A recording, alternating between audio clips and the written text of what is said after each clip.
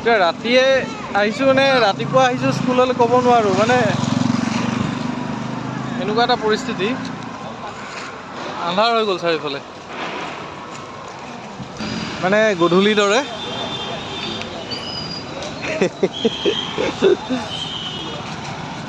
আজি ৰাতি স্কুলত যাম দেই দিবু।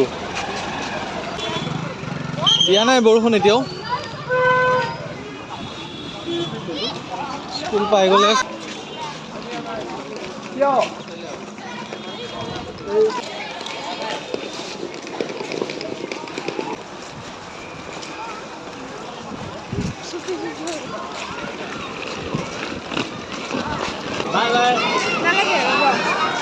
বৰষুণ দিলেই, তই পটাপট পিন্ধি লচোন। যেনে তেনে যেনিবা স্কুলত সোমালগৈ। এনেকুৱা এটা পৰিস্থিতি, আন্ধাৰ হৈ গ'ল চাৰিওফালে। বৰষুণ মানে সাংঘাতিক বৰষুণ আহিব যেন লাগি আছে।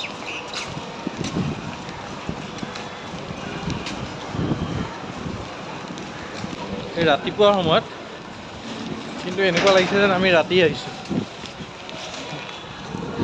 খুব ডাঙৰ বৰষুণ আহিব যেন লাগিছে। এতিয়া ৰাতিপুৱা 7:30 বাজিছে, এনেকুৱা লাগিছে যেন একেবাৰে ৰাতি, মানে এই গধূলি সময়ত 6টামান বজাৰ দৰে লাগিছে।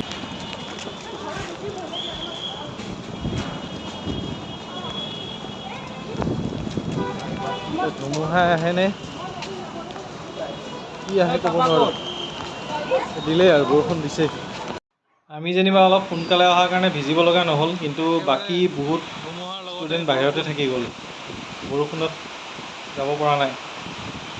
গুৱাহাটীৰ এনেকুৱা বৰষুণত এটাই মানে ভয় লগা কথা হয় কি জানেনে, যে পানী যে হৈ যায়, যে নলাত যেতিয়া পূৰা পানীখিনি যেতিয়া ফুল হৈ যাব, ৰাস্তাৰ লগত মিলি যায়, তেতিয়া তাৰমানে এক্সিডেণ্ট হোৱাৰ বহুত চান্স থাকে।